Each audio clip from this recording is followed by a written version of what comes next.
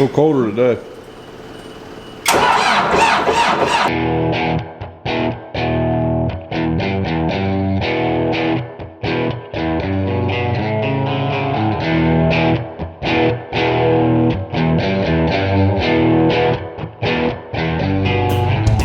Good morning.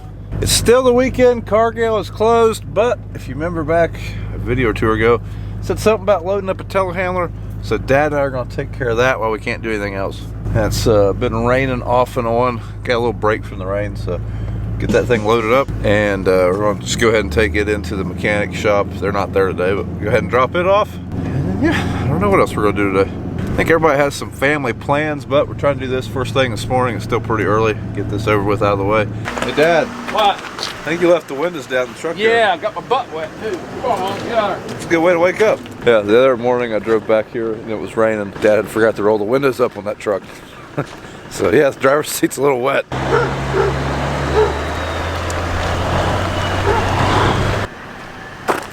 All right, there she is.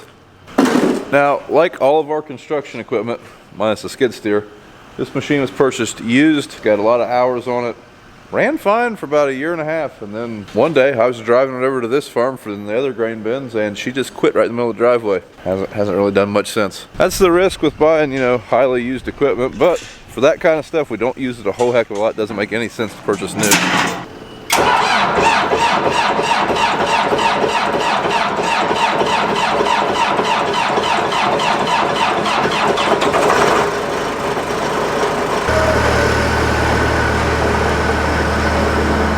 With the transmission being out, basically the way we move this thing around now is with the boom. Since it'll start, we can take the brake off. Originally, we couldn't even get to start with it, and that really sucked because the brake was locked up. Now, as you can see, I'll be able to roll it forward by retracting the boom. Hopefully. That's how we've done it before, anyways.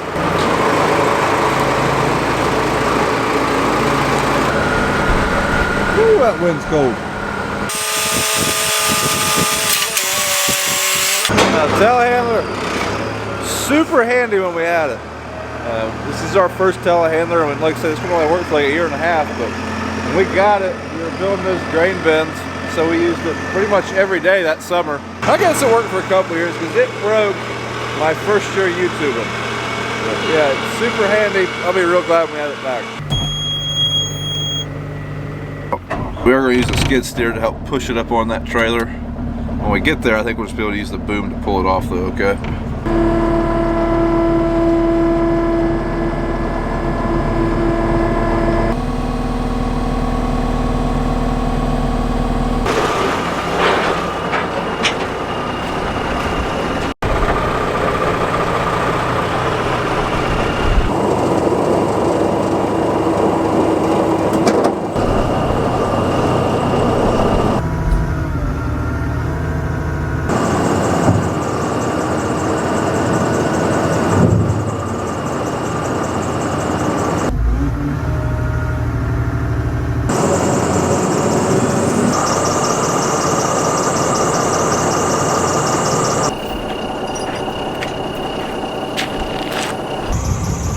Trying to get the last couple feet up on there.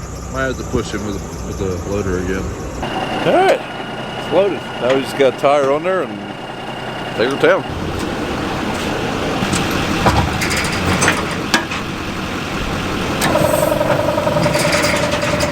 I'm going to put a little bit of air and a couple of tires on the telehandler, a little low. It's nice having an air compressor on your truck.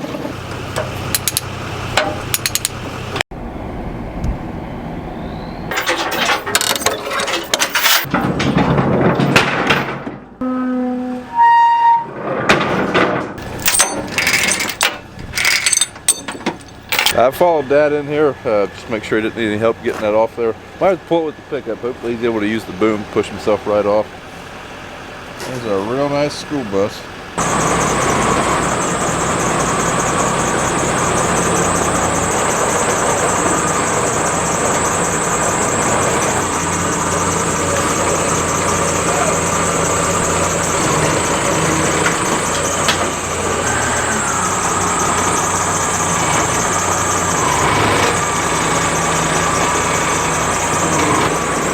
Got it.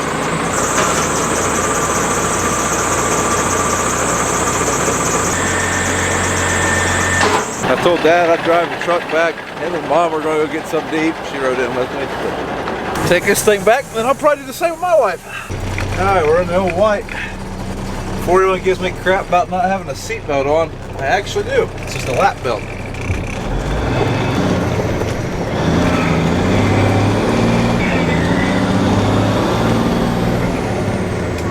When I was a kid, this is one of the hardest trucks I had to drive. Not because it shifts hard, it actually shifts really good. Look at that fuel pedal down there.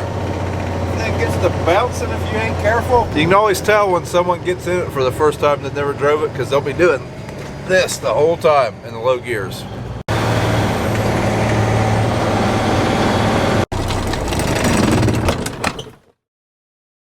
Good morning. Back to hauling. Kind of a miserable looking day today. It's misted. Good stuff. Hopefully it doesn't get any colder, it doesn't get any heavier. And it's not super cold right now, it's 45, but 45 and rain is not real fun. So today our goal is to try to haul 20,000 bushel. Yesterday we hauled 10 in about 4 hours, so I think we have a chance. It's really going to depend on how busy it is in town. Get my lunch in the fridge. One thing's for sure, we ain't going out to eat anymore. With the Corona outbreak, all the restaurants are closed. I think they're still doing takeout, but definitely not going to go in anywhere and eat. Now luckily the donut shop's drive-thru is still open, so I can still get my favorite coffee in the morning. There's so much stuff like this that just needs cleaned up out of here. The electrician, he's still not done yet. Like I said, he is a farmer locally here, so he just kind of comes over and works when he can. But when he gets done, I need to spend a whole day just going around cleaning up all the extra conduit, form boards, pallets, stuff like that. Took my chariot to weights. You see, I didn't want to drive the black truck because Larry's got to wax it when he's done. I mean, it was pretty clean when he got in it. This one was always dirty. All right, we're on load number 3. It's 10 o'clock. Filling up the coffee cup, depositing my ticket. Have I told you how much I love the side draw? Big fan, big fan. It's gonna be really cool in here when we get those lights hung up. Should be able to turn this drive-through in the daylight at night. Also have a gigantic floodlight. I'm gonna turn that floodlight on, speaking of which. So hopefully going to mount up there to light up this whole area during harvest. That's the plan anyways. I got that gravel spread, looks pretty good over here now. Let's see if we can catch my nephew landing. Oh, there he is, working hard or hardly working. Working hard. Get a whole lot of time with this side draw, so it's probably about time to pull up. Can't even get a coffee. Got to move the coffee pot out here. Or just get 2 coffee pots.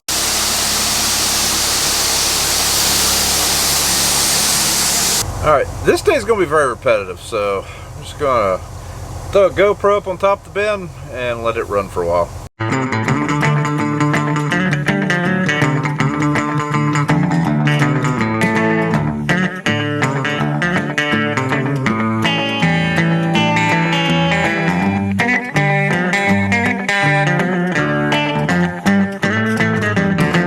Check out the lunch for today.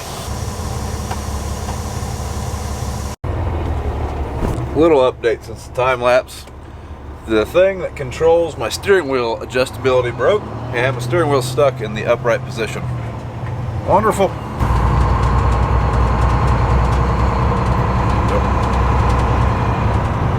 Bet you wish you were back in school now. No. Yeah, Steve, this is Brian Brown. Hey, I've got a 2140 case planner, and I need to have Scotty come out and update my Pro 700 and also my planner. Yeah, that's fine. Just wanted to get on the list. I figure everybody's probably jumping at the bit. So. All right, thanks, Steve. Bye. Yeah, have to get our Pro 700 updated for the new planner, and also I think they have to do a software update on the actual planner, but definitely want to get that taken care of now because, like I've said before, April 1st rolls around. If the temperature's right, the soil is in good shape, I want to try to get some beans in the ground. So I want to try to get that planter hooked up here pretty soon, but sounds like it might be a week before they even get to us. All right, just getting ready to leave the bin yard with number 14 for the day. It's 1 o'clock, so yeah, I think we're going to hit that 20,000. We might even get 22. Load number 16. You know, that yogurt was good, but it didn't quite hit the spot. Alright, just pulling in with load number 16. One thing about hauling in here, this is St. Patrick's Day, hence the green. It's been a lot of new development with the coronavirus since last week in the United States anyways. I think it was San Diego or San Francisco or something like that. Basically went on full lockdown. Whereas unless you're in a few lines of work, you're staying home in your house. So one thing about hauling in here, I've been hauling in here for the last 2 days. I have not been close to anybody other than my brother or Larry, and I've very rarely seen Larry even that whole time. I haven't come in contact with one employee here at Cargill. Everyone's just kind of staying in there. I mean, normally we would go socialize and stuff. Like usually whenever I'm dumping a truck, I might go over and shoot the breeze with one of the guys at the pit. They've been staying in their area, I've been staying in mine. And I guess what I'm saying is it's still fairly safe here in my opinion. I don't claim to be an expert on coronavirus transmission, but business as usual here. But now I'm gonna go full-blown caveman and eat my steak.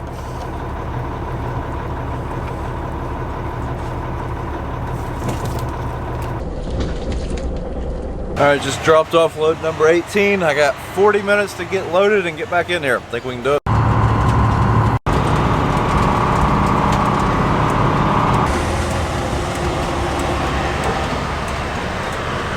I think he's prepared. Mild little hiccup. We're out of corn on the side draw. It's below there, so now we got to pull out of the center of that bin, which is probably fine. Need to pull a couple loads out of the middle anyways. BJ looks like he's ready for a nuclear fallout. And this will probably take a little bit longer, but it still should be, what, about 10-15 minutes to load? Yep.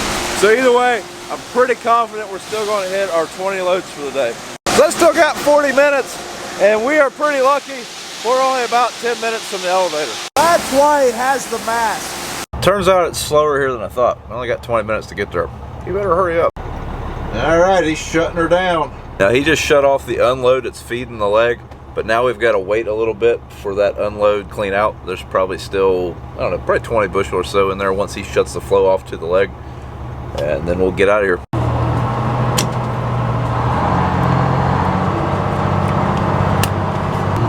And we're moving. All right, we made it. Even had like 7 minutes to spare. Could have stopped and got a coffee.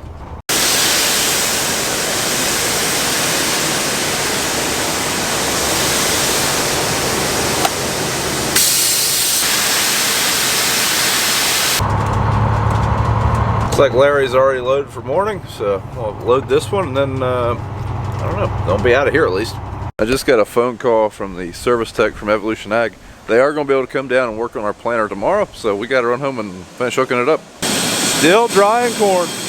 I would say that bin still probably has about 14,000 bushel in it to dry. Kind of slow going, keep stalling out on it. Can't feed the dryer fast enough. So therefore it just times out of grain. One of us has always got to come over here and turn the load auger back on for it. Now that is because we're not having to dry it very much. We're basically just running it through the dryer. Now whenever the electrician gets this auger right there tied into the leg, wired up, we would probably just surpass the dryer.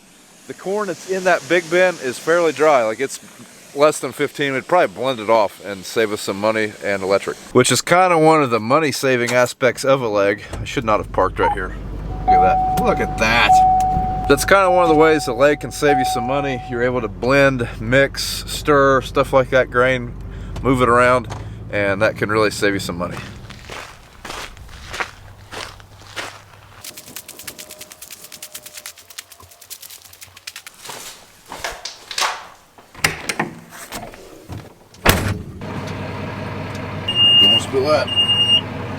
That is the sound of the alarm going off because we don't have enough air pressure to release the air brake. There is an air brake on the 1038s. That's why whenever I shut one off, you can hear it go ka-ch. That's the brake setting. So see, right now we're building up air. We should have enough maybe. Nope, not yet. Kind of a pain in the butt, but they will usually hold air overnight, so it's not a big deal unless they've been sitting for a couple days. There we go. We be rolling, we be riding. All right, we're done, we're done. going to be using that thing here sometime in the near future, I believe.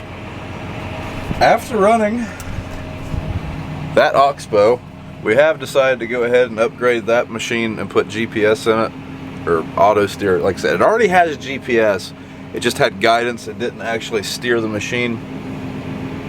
And I don't know. It's something we should have done a long time ago. Just hadn't never really made the investment.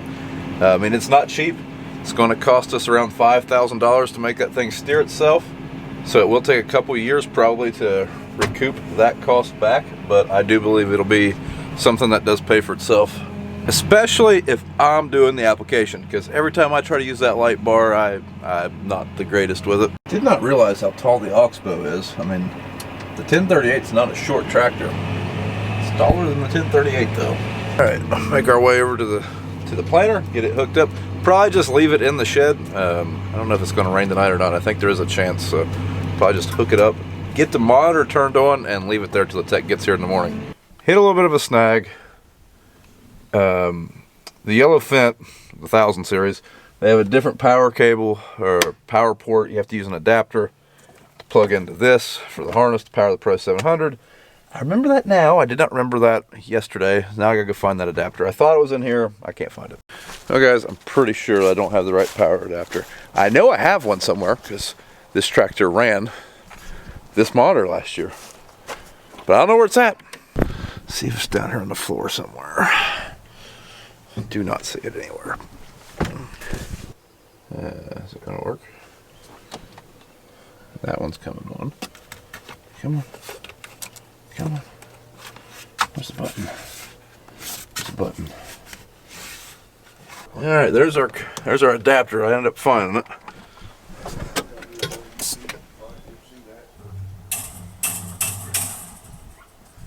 What the heck? I think it's working. Oh, I gotta plug this in.